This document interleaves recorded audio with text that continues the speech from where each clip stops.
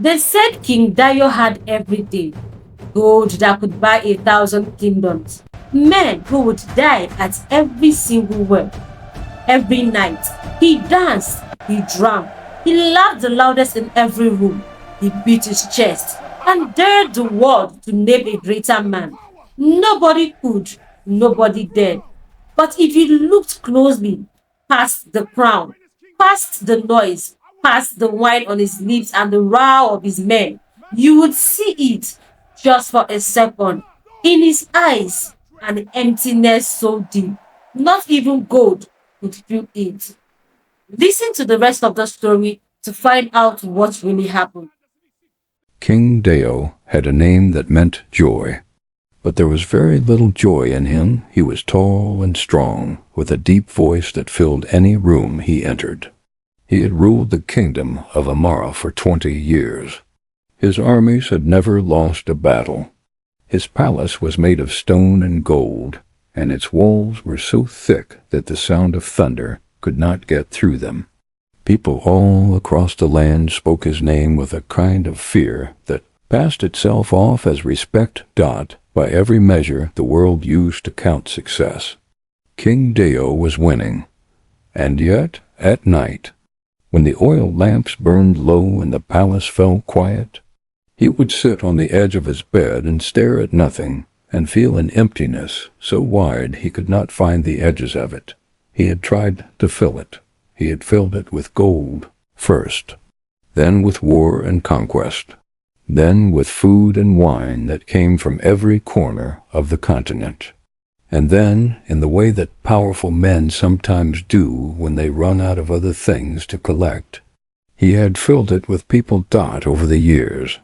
King Dayo had taken 180 men into his royal household as companions, not because he loved them, not even because he truly wanted them in any real sense, but because having them made him feel for a little while like a man who lacked nothing. Their laughter echoed in his halls. Their music played until midnight. Their beauty decorated his evenings the way gold decorated his walls. He called this happiness. Deep down, he knew it was not.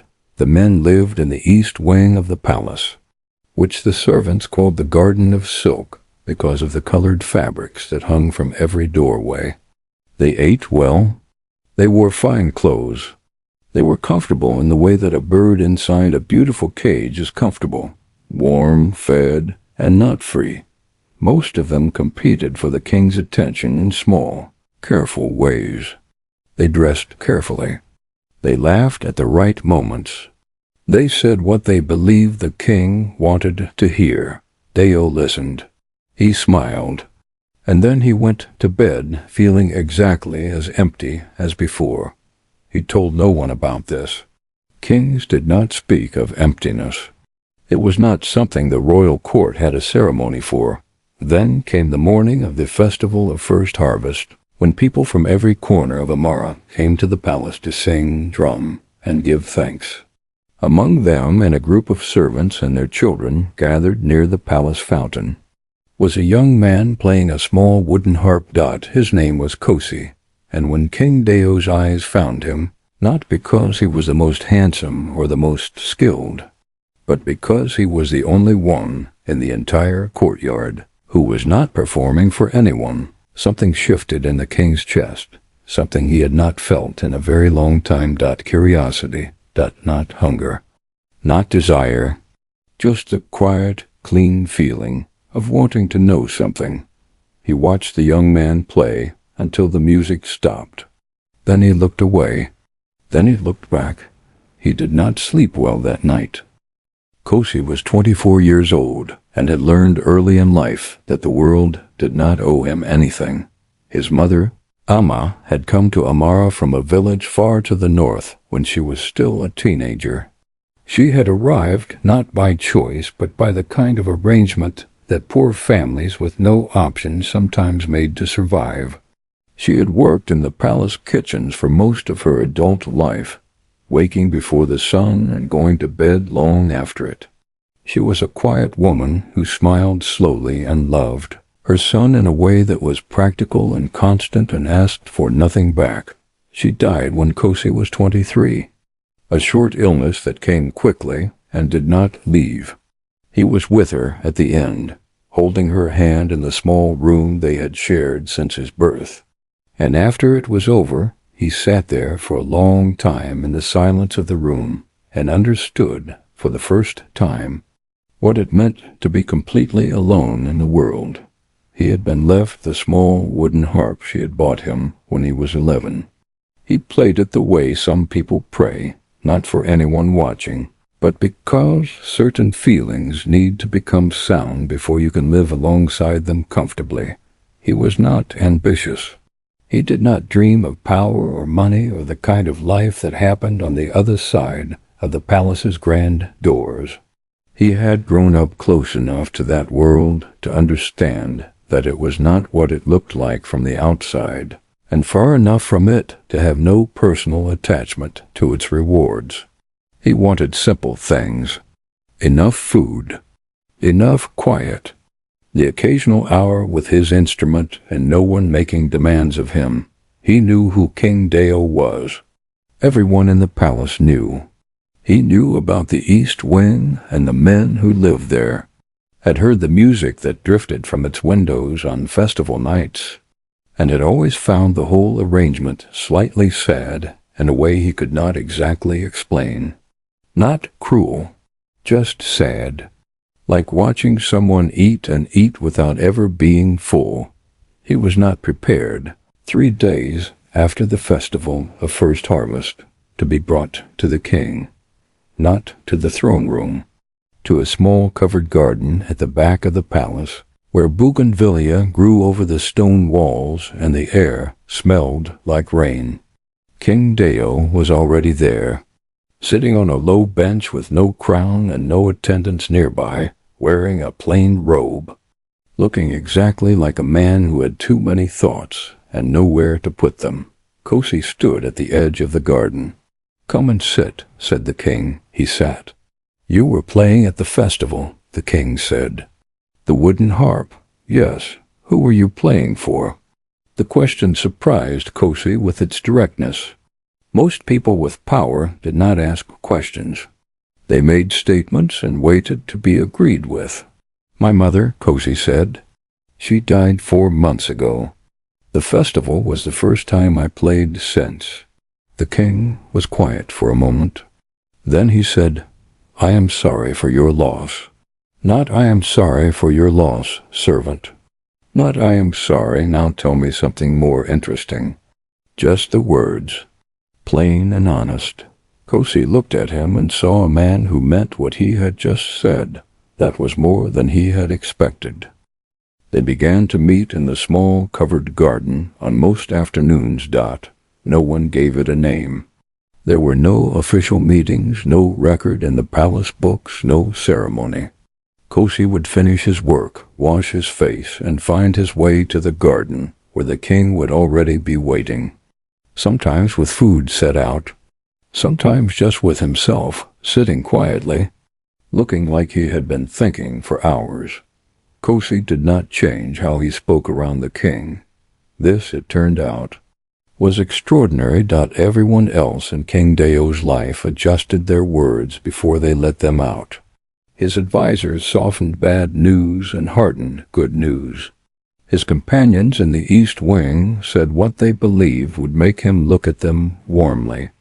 Even Kosi, his oldest and most trusted elder, had a habit of pointing the truth in the king's direction only after carefully wrapping it in several layers of respectful language first. Kosi just talked. He said what he thought. When the king described a decision he had made, and Kosi believed it had been the wrong one, he said so, not rudely, not with drama, but plainly, the way a person talks when they are not afraid. When the king spoke about the years of conquest and collecting as if they were achievements, Kosi was quiet in a way that asked a question without asking it. "You don't think it matters," the king said one afternoon, watching him. "I think it mattered to you at the time," Kosi said. "I'm not sure it still does." Dayo was quiet for a long moment. "No," he admitted. "It doesn't." He had not said that to anyone. He had barely allowed himself to think it. It was like setting down something heavy that he had been carrying for so long he had forgotten he was carrying it. They talked about his childhood, a boyhood full of instruction and not much room for doubt or tenderness, about what he had expected his life would feel like from the inside, and what it actually felt like. Kosi talked about growing up in the margins of the palace, watching the world of the powerful from a distance, noticing the gap between the way things looked and the way they were. "You see everything?" the king said once. "I've had a lot of time to watch," Kosi said. "People who have nothing are very good at watching people who have everything. We have more practice." King Dayo laughed. It was a real laugh, startled out of him before he could shape it into the kind of controlled, dignified sound a king produced in public. He put his hand over his mouth after it, then took it away. "I don't remember the last time I laughed like that," he said. Kosi looked at him carefully. "You should do it more." There was a moment just after that where the king looked at the young man across from him and felt something he had no word for. Not the wanting that he was used to, the grasping, consuming kind that he had learned to call desire. This was quieter, more like standing in a doorway between two rooms and understanding, for the first time, that the second room exists. He did not say anything, but he went home that evening and sat by his window and thought about the feeling for a long time. The garden was dark. The palace around him was full of voices and music. He barely heard any of it. The east wing noticed. Of course it did. A palace is a small world dressed up as a large one, and in small worlds, shifts in attention are felt before they can be seen. It was Bode who said it first, out loud, in the voice of a man who had been patient long enough and had decided patience was no longer useful. Bode had been in the East Wing for nearly 2 years. He was handsome in a sharp, deliberate way, and very aware of it, and he had spent those 2 years building what he believed was a secure place in the king's regard. He had done everything correctly.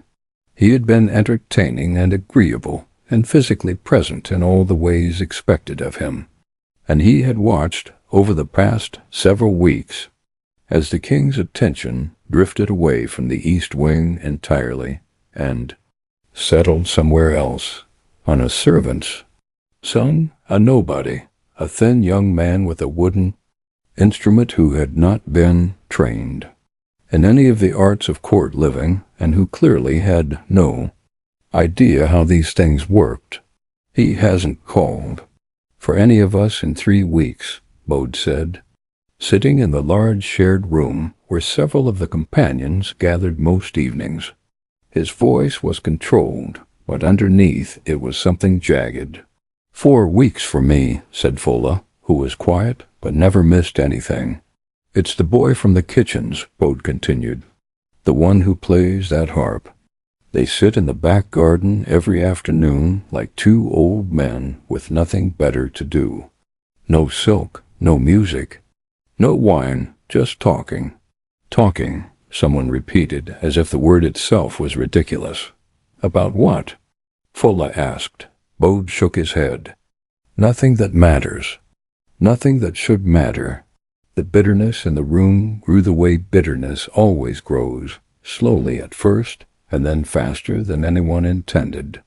Within a week, 5 of the companions had formed a private agreement among themselves. They were not cruel people, or they had not been, once. But they were frightened people, and frightened people in small worlds sometimes do things they would not do in larger, safer ones. They began with whispers. Small, targeted words placed carefully with certain palace staff. Questions raised about where Kosi had come from. Suggestions never stated directly, always implied that a young man with no background or history was perhaps not who he appeared to be, that the king, who was a good and strong king, might be under some influence he wasn't aware of. Kosi heard about this the way he heard about most things, from a kitchen worker who told him quietly while they were both washing vegetables. The way people warn someone they like about a storm that is coming. He thought about it that night for a long time. He decided not to hide, not to change what he was doing, not to pretend the threat wasn't there, but also not to let it push him into being someone other than himself. And he decided not to tell King Dayo. Not yet. Because if the king was going to choose, and Kosi could see clearly that a choice was coming, it needed to be a choice Dayo made himself, for his own reasons. Not out of protection, not out of guilt, because he wanted to. What do you think will happen next?